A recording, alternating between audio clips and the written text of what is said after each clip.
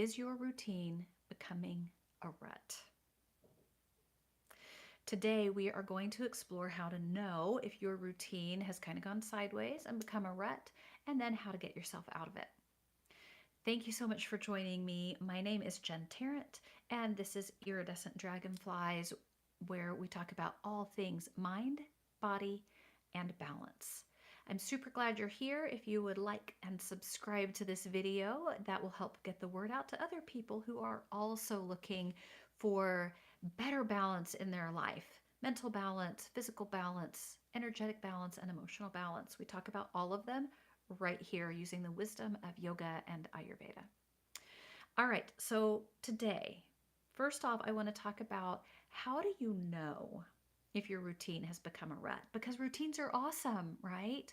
We talk about them all the time. I've talked about it several times right here on this channel to establish a routine, to bring about a sense of, um, you know, predictability in the best way and a sense of knowing what to expect and how to start off every day where you know you're going to feel your best. But sometimes we find ourselves getting to those routines and it comes around and we're like, yeah, right? I don't want to, or somehow it's not bringing me the joy it used to. And so let's talk about some ways we can know when that routine has sort of crossed over into becoming a rut. The first one is you just don't enjoy it anymore. You think about starting a routine and all of a sudden you get that meh feeling, or you find yourself uninspired to get started. And then to sort of compound the problem, because it's a routine you set, you don't really want to not do it either because, well, I know I put this routine in place for a reason. I want to feel better. I want to start my day with meditation or exercise or, a great healthy breakfast, or I want to segue from my work day into my home life in a similar sort of way, maybe with some time that's quiet or walk in nature or exercise, hitting the gym, something like that. And for some reason, it's just not working anymore. So when that happens, it's just not working. I don't really want to anymore. And I get this compounded problem with, like, I feel compelled to do it because I'm the one who created it. That can really set us up for frustration, right? Because I created it. I want to adhere to what I put in place for myself, but I don't like it anymore. And so, what to do? Maybe time for a change. Another way you can know is if you feel more exhausted than energized by the routine. So maybe you start off on this routine, whether it's a morning routine, an end of the workday, or end of the day routine. Maybe even it's sort of like elements that fit into your weekly calendar.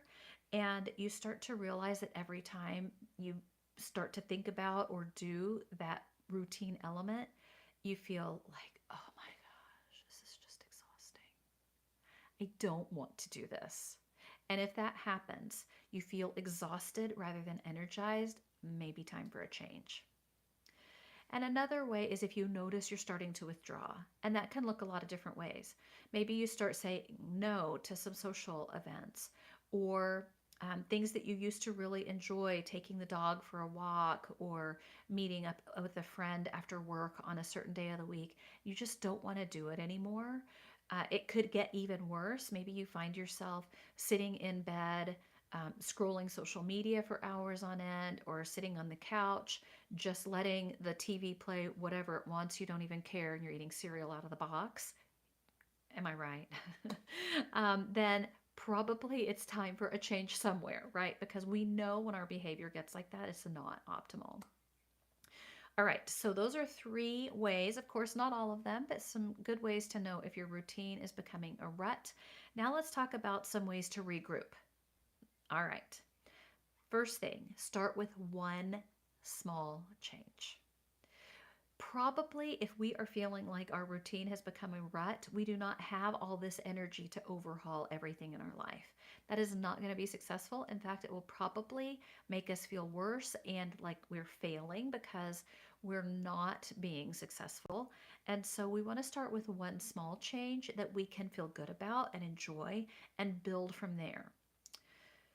We also want to be patient with this process.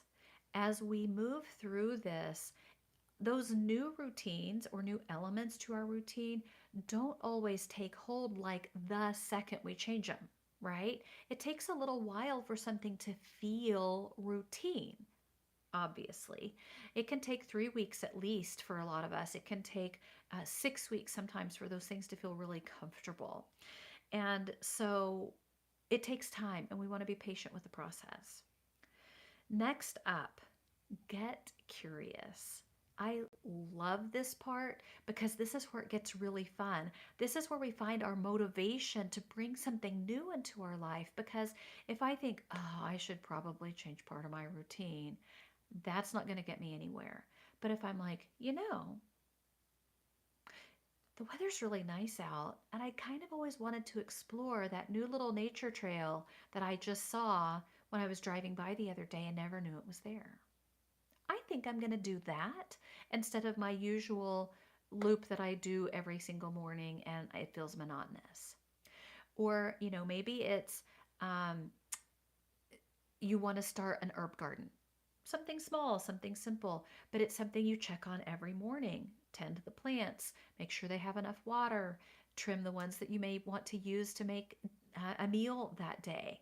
And so, whatever seems really enticing and causes you a little bit of intrigue, I encourage you to start with those things.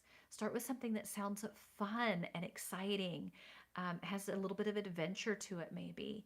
And kind of combined with this one is a challenge. Challenge yourself to try something new. Maybe it's take a new class. Maybe you always go to yoga class. Maybe try a different group fitness class. Maybe you usually work out by yourself at the gym. Try a class. If you always go to classes, maybe it's head out to that gym floor and see if there's something there. Maybe it's even adding in working out with a friend or something. But these things can really help to make the process fun as we move through it. And then the final thing is compassion. Being compassionate with ourselves as we embark on this journey of recreating our routine.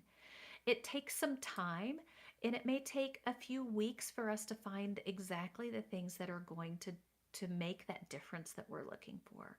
We may try one or two that don't end up working out, and that's okay. We'll toss those aside and try something else.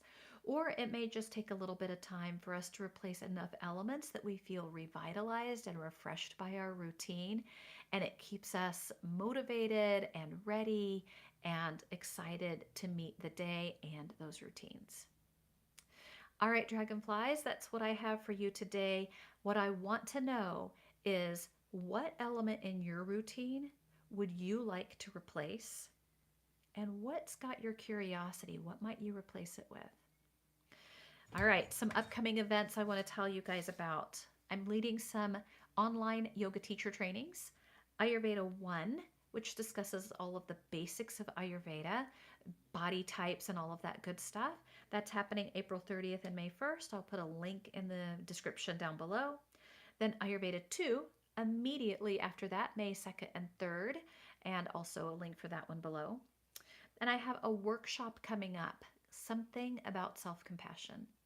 I love this title because when we start considering being compassionate to ourselves, sometimes we think, oh, yeah, I don't know, something about self compassion. I don't know what to do. And so this explores self compassion kind of from the get go. What are the elements of self compassion? And then how do I start to take that compassion and turn it inward? That is going to be on Thursday, May 12th at 6:30. There are two options for this one, either live in person at Journey Beyond in Scottsdale. I'll put a link to that below as well. And you can also join me, for this one online, same day, same time, Thursday, May 12th at 6:30 Pacific time. And you can register for either variation, whichever works best for you. I'd love to see you there. And then, sort of an expanded follow up to that workshop is a 6-week series called Fierce Compassion. And we are going to really get in there and talk about how to have that deep, fierce compassion for ourselves first, because that's where we have to practice it, so that then we can also have that same compassion for the people in our lives. That is going to be on Tuesdays at 6:30 starting May 24th. Also, same options at Journey Beyond or online. Link in the description below. And then finally, restorative teacher training. This one is on 2 consecutive weekends, Saturday and Sunday, May 14th and 15th, and May 21st and 22nd. I'm super excited to offer all of these. If you have questions, you can pop them in the description down below, or you can email me. I'll stick my email address in this description as well. But that's it for today, Dragonflies. I hope you have a wonderful rest of the day, and I look forward to seeing you soon. If you didn't already, before you go, please hit like and subscribe. I'll talk to you soon. Bye-bye.